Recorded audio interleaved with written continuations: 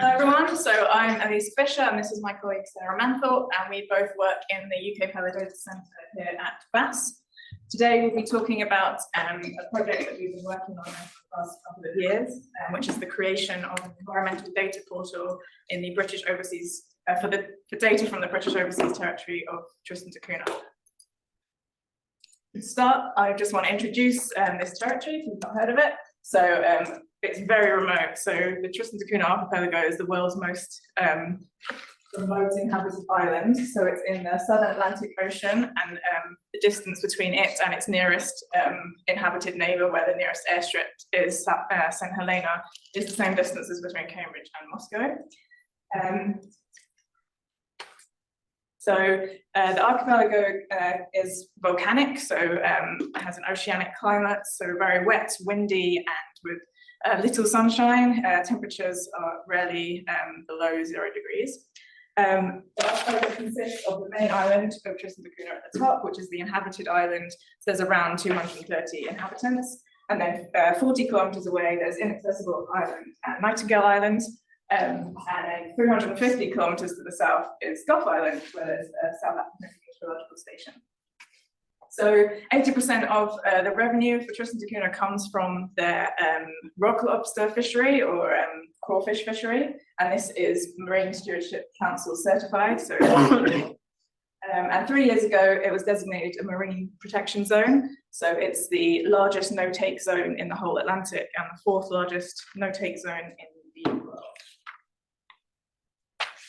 So, like lots of remote islands, it's scientifically very interesting, a natural laboratory. So there's high levels of endemism, and being so remote and only settled by humans a couple of hundred years ago, there's been little human activity, and there's very high levels of biodiversity, especially in the marine environment. So it's been studied for about 100 years now. To give an idea of the kind of things, there's the aforementioned South African meteorological station at Gough Island. There's also been a recent effort to eradicate the invasive mice on Gough Island. There's long-term seabird monitoring on Gough Island, and then there's been some recent marine cruises, amongst other projects over the years. So this brings us to our issue. We've got this valuable data, very interesting, but it's scattered around the world. So all these different institutes have done their research, or individuals have done their research. It's not centralised at all. And this is our solution. So the government of Tristan da Cunha approached British Antarctic Survey and asked that we create a portal for their environmental data as a means of repatriating all this data, bringing it all together in a centralised system to control over it. So they did this after seeing a similar portal that British Antarctic Survey put together for the South Georgia government. This is funded by the UK Blue Belt programme, which is the British government's flagship international marine conservation programme, and that's administered by CFAS, which is the Centre for the Environment, Fisheries and Cultural Science. So we're working together with the RSPB, which is the Royal Society for the Protection of Birds, who work on the birds in the archipelago, and CFAS to create this data portal. And we're using Oracle Apex, which is the platform that James showed us yesterday, as it's the one that we use in-house in the PDC, easy to use and we're familiar with. So the three aims of the portal are to assist with long-term conservation management, to assist with planning by prospective researchers, and to just be a centralised archive for this data, so that the Tristan government can use it in evidence-driven policy decisions and management decisions. So to begin with, we started with marine data. So there's been these 3 cruises in the last decade, because until that point, the marine habitat around the archipelago had been very little studied.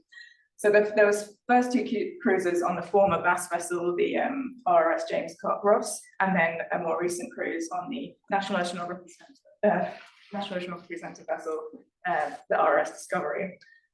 These were, like many research cruises, multidisciplinary, all kinds of different organisations on board, including London's Natural History Museum, CFAS, RSPB. So once again, whilst the underway sensors from the vessel came back to Bass via the BODC, like the normal method, there was also data sets spread out in different institutions, and again on individual researchers' own hard drives. This most recent cruise discovered a new seamount, and this is a good example of how this data can really feed into the Tristan government's management decisions, because that's a very critical habitat in the life cycle of many of the fisheries species.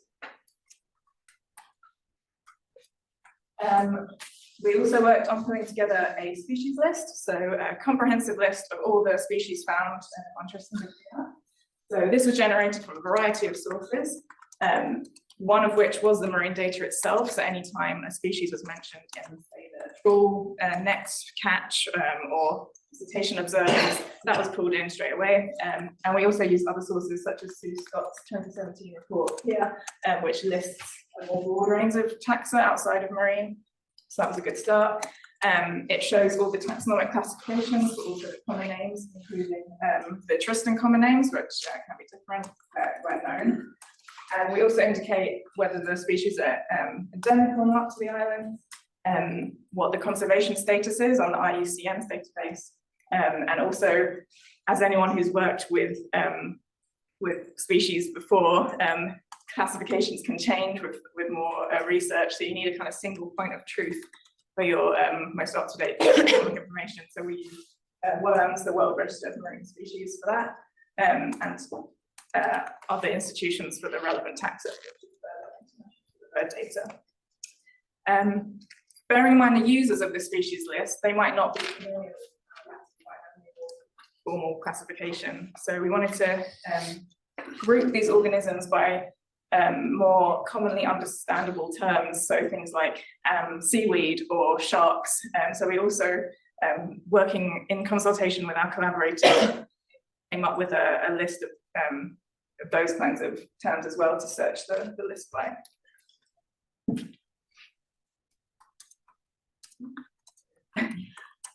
We've also created a kind of bibliography, a literature review.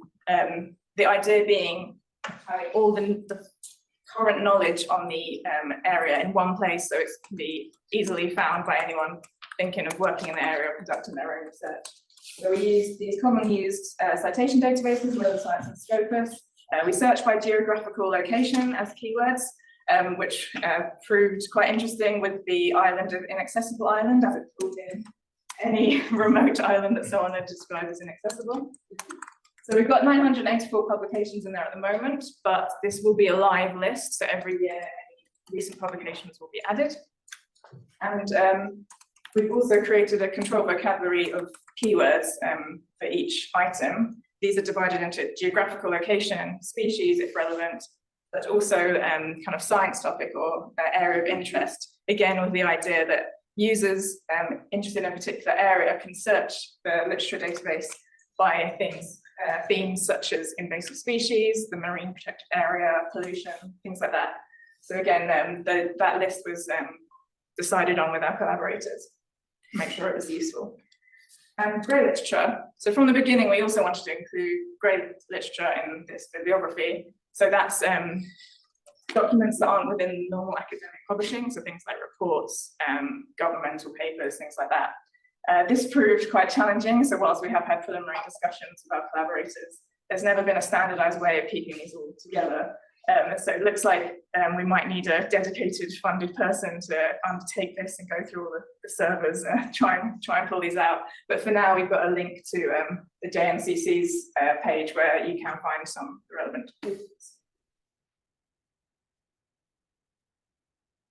Cool. Okay, so then the next part of the development pertains to seabirds. So as Lisa mentioned, it's highly endemic. There's over 8 million seabirds on Gough alone. So this definitely warranted trying to sort of centralize data regarding the seabirds for conservation and long-term monitoring efforts. So the RSPB has done a lot of long-term monitoring on Gough specifically and has been storing that in an Access database that they then sent to us.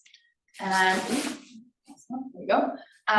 So what that ended up looking like was getting all the tables out of that and into the Apex portal, so making sure we understood everything about the tables, the lookup tables, and the metadata, so that we could confidently be able to sort of list out what we had, as well as taking their R scripts for reports that they would generate and making the equivalent SQL queries. The interesting thing with Gough is that there's no point in time where there isn't a species of bird breeding, so you're kind of trying to balance all of these specific requirements depending on the species and trying to pull them together to say, this is what the success for this season is. So kind of balancing those niches, balancing the change of methods depending on the species and on the time, specifically for Gough, which has quite a wealth of data.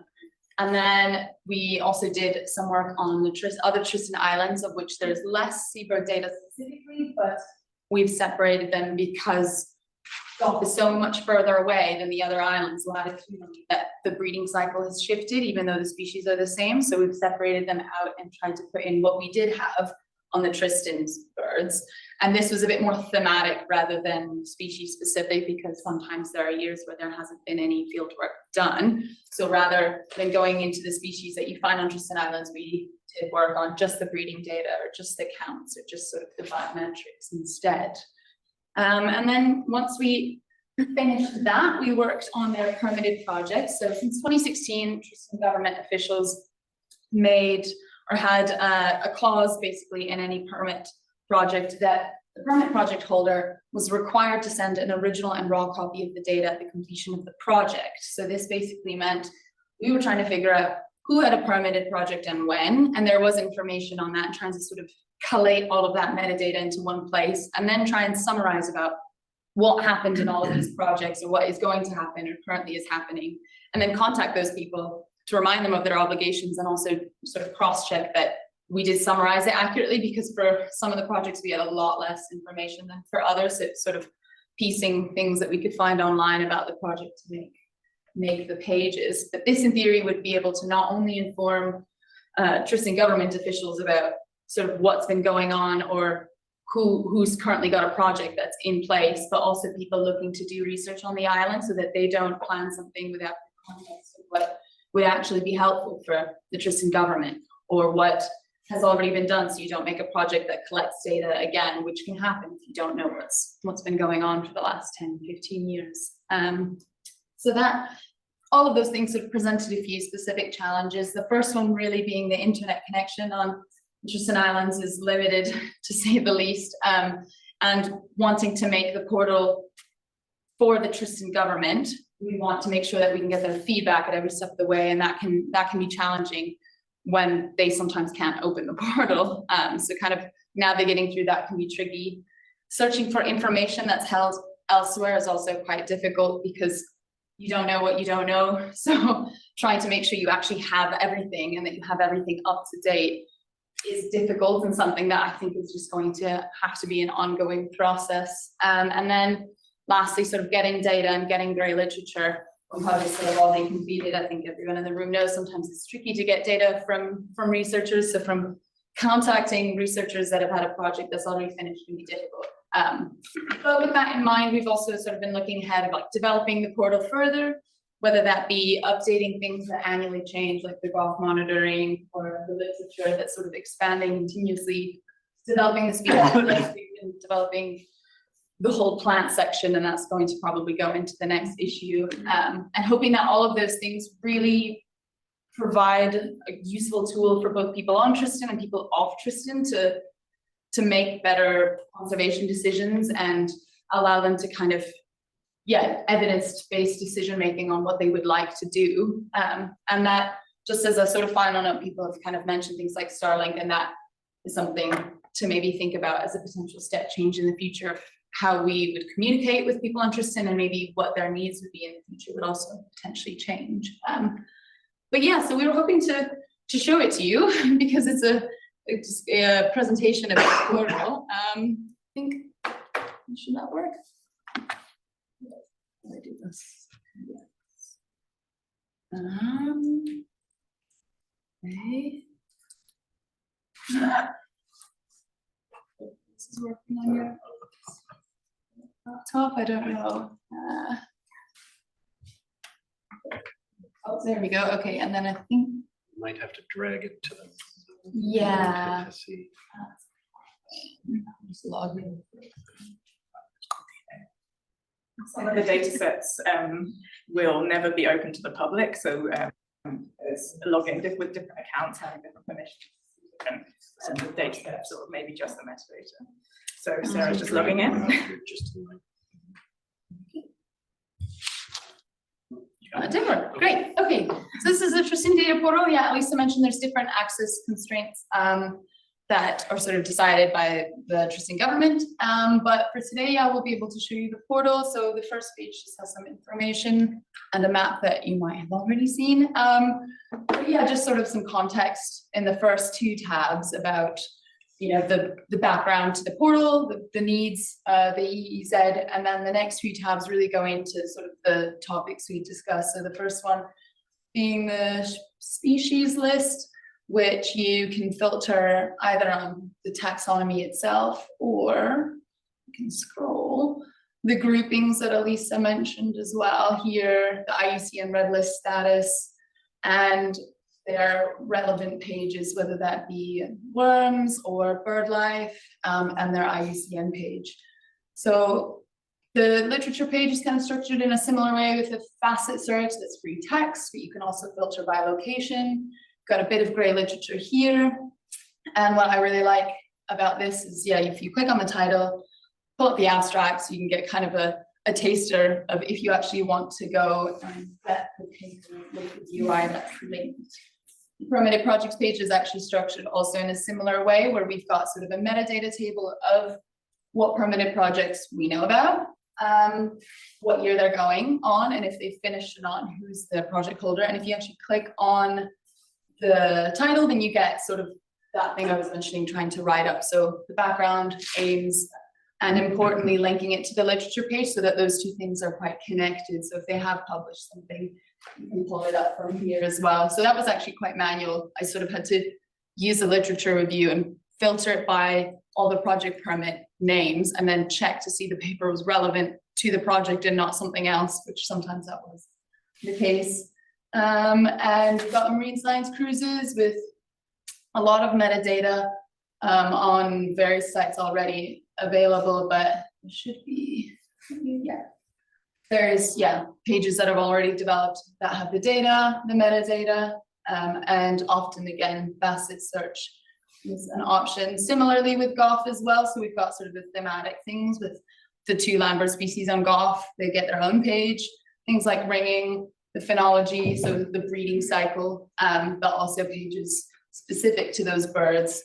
So you get sort of the breeding scheduling, nice picture, a bit of background, and depending on your access here, you'll either get data or not. So here it's for authorized users, but this is public, so the breeding success, and you can kind of filter that as well.